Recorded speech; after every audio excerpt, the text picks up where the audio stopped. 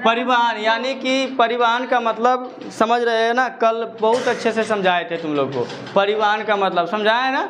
हाँ, आज थोड़ा उसका परिभाषा देखो, कह रहा है कि परिवहन किसे कहते हैं। कल बताए थे, ले जाकर पहुंचाकर फिगर के जरिए बता दिए थे।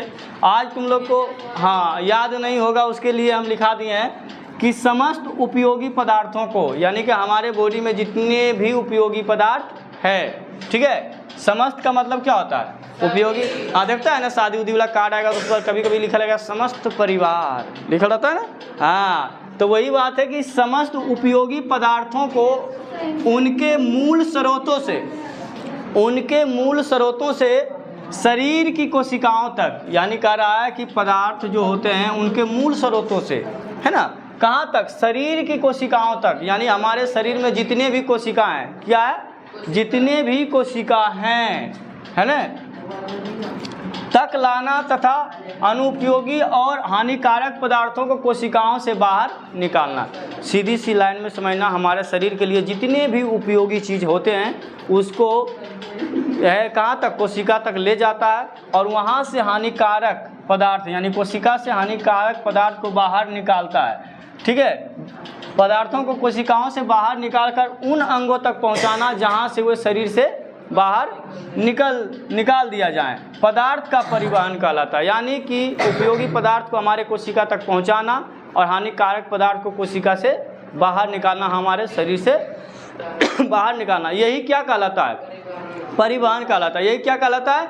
परिवहन। कल भी बताए थे कि परिवहन यही होता है, परिवहन होता है। आप देखना, परिवहन तंत्र छोटी सी लाइन में बताए थे, परिवहन तंत्र किसे कहते हैं। तो कल बताए थे ना, बोल रहे थे कि जिस रास्ते से हमारा उपयोगी पदार्थ कोशिका तक पहुंचा और जिस रास्ते से हानिकारक पदार्थ हमारे कोशिका यानी हमारे शरीर से बाहर निकला, वो सारे तंत्र को ही क्या बोलते हैं? परिवहन तंत्र बोलते हैं। जिस रास्ते से वो गया, जिस रास्ते से वो आया, वो पूरे सारे तंत्र को क्या बोलते हैं? परिवहन। और देखो कह रहा कि जीवों के शरीर में, ठीक है, जीवों के शरीर में पदार्थ के परिवहन या स्थानांतरण के लिए विकसित तंत्र को परिवहन तंत्र कहते हैं, ठीक है। यानी कि जीवों के शरीर में, कोई भी जीव हो, उसके शरीर में पदार्थों के परिवहन यानी जाने और आने या फिर स्थानांतरण यानी कि एक जगह से दूसरे जगह के लिए विकसित तंत्र होता है। यानी एक जगह से दूसरे जगह जाने के लिए कोई अंग होता है, वही अंग तंत्र को हम लोग क्या बोलते हैं? परिवहन तंत्र बोलते हैं। उसी को क्या बोलते हैं? परिवहन तंत्र बोलते हैं। कोई दिक्कत? कल है ना, अच्छे से समझ में आज आ गया, इसको याद कर लेना। आप देखो कह रहा कि पदार्थों के परिवहन, पदार्थ के परिवहन की व्यवस्था सभी जीवों में रहती है।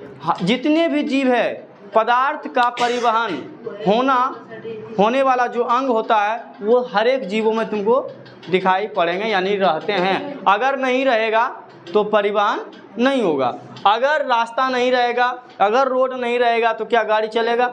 नहीं चलेगा। तो वही कह रहा है कि जब तक ले पदार्थ के परिवहन की व्यवस्था नहीं है रहेगा, तब तक ले परिवहन नहीं होगा। तो हर एक जीवों में व्यवस्था होता है, हर एक जीवों में व्यवस्था है परिवहन तंत्र का, जिससे परिवहन हो सके, ठीक है। यहाँ तक किसी को दिक्कत? लेकिन कल बताए थे कि कुछ ऐसे पौधा होता है जो कि एक कोशिका होता है। क्या होता है? जो कि एक कोशिका होता है। क्या होता है?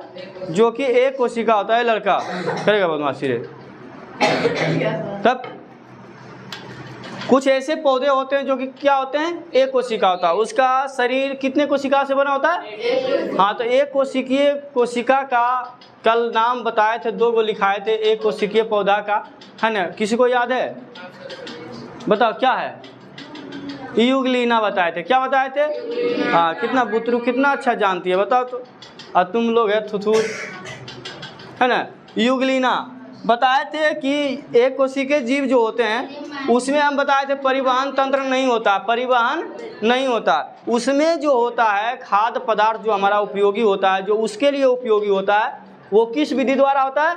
विसरण विधि द्वारा होता है। किस विधि द्वारा होता है? हाँ, तो लिखा दिए हैं कि विसरण की क्रिया द्वारा एक कोशिकीय पौधों में पदार्थों का परिवहन होता है। यानी कि एक कोशिकीय जीव में परिवहन नहीं होता है। क्या होता है? विसरण होता है, यानी कि लाभदायक यानी कि उपयोगी पदार्थ अगर एक कोशिका से दूसरे जगह यानी कि एक जगह से दूसरे जगह जाना हो तो वो किस विधि द्वारा जाएगा? विसरण विधि द्वारा। और वही 1 से 2 3 4 5 यानी कई कोशिकाओं में रहें, कई कोशिका से मिलकर जो बना उसमें क्या होगा?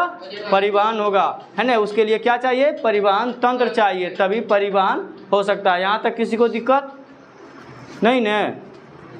यहाँ तक किसी को दिक्कत तो है नहीं है ना दिक्कत? चलो कोई बात नहीं, आगे देखो। चलो यार ध्यान दो इधर, बच्चे एवं बच्चियों, है ना।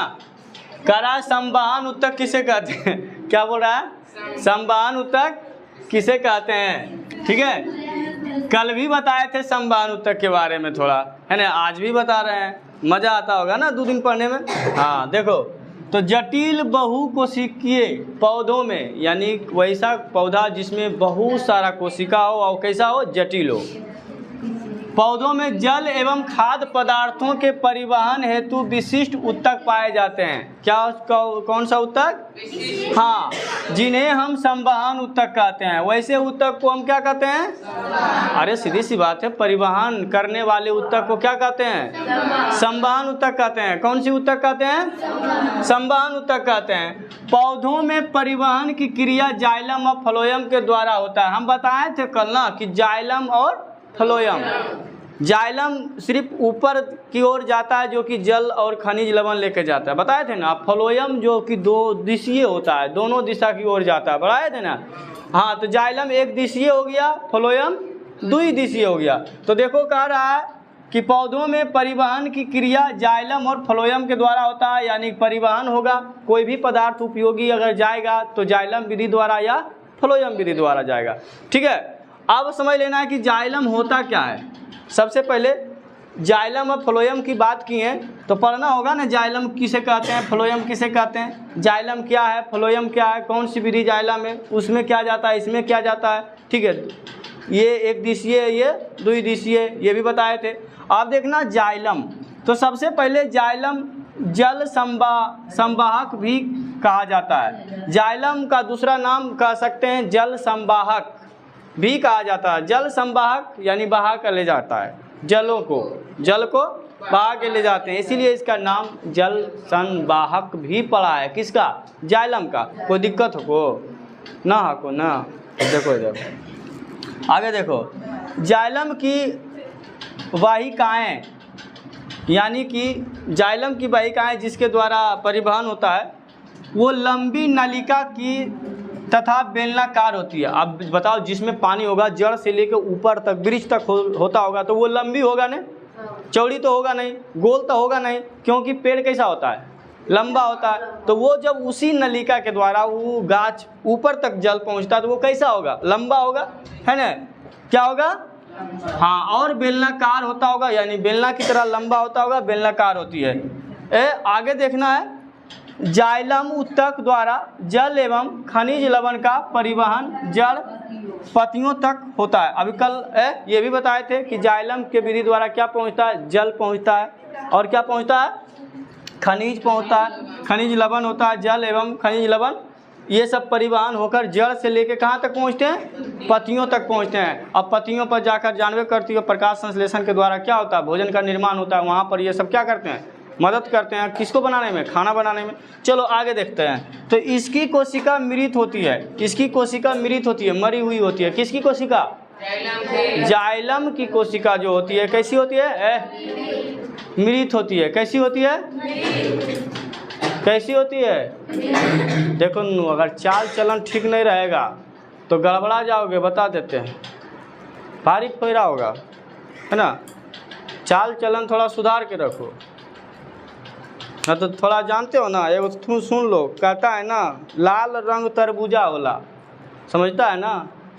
तुम्हारे लिए है जो अभी तुम बदमाशी कर रहा था, लाल रंग तरबूजा होला, है ना।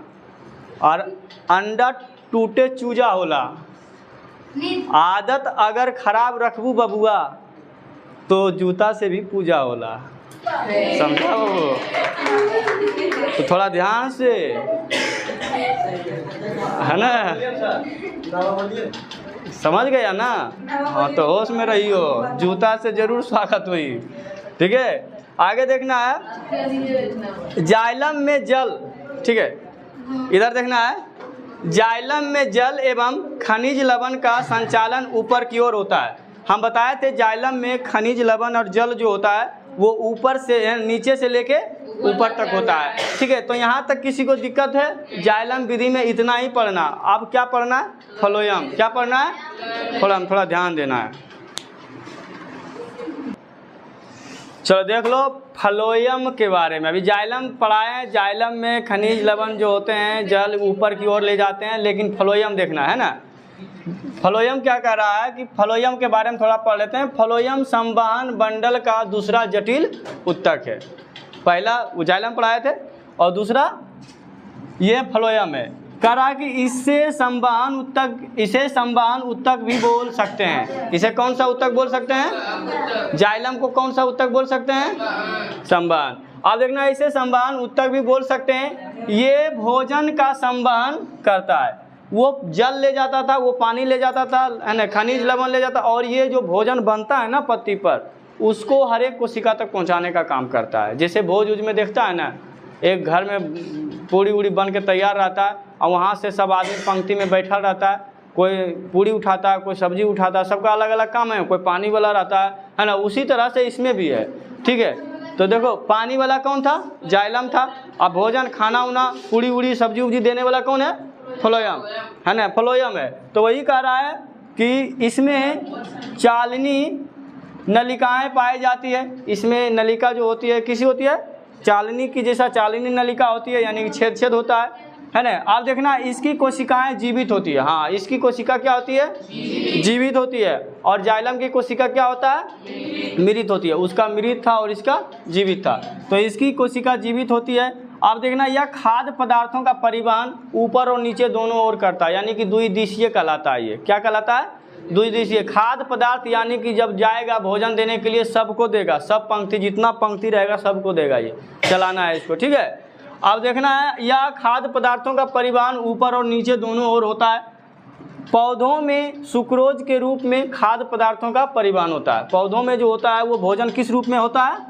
सुक्रोज के रूप में होता है। कौन सा रूप में? पौधों में अगर जो खाना देता है, भोजन देता है, तो कौन सी देता है? सुक्रोज के रूप में खाद्य पदार्थ का परिवहन करता है। यहाँ तक किसी को दिक्कत? यहाँ तक किसी को समझने में दिक्कत? किसी को समझने में परेशानी नहीं है ना? तो क्या करना है? वीडियो को लाइक एंड शेयर, और जो नए हो वो क्या करना है? सब्सक्राइब करें।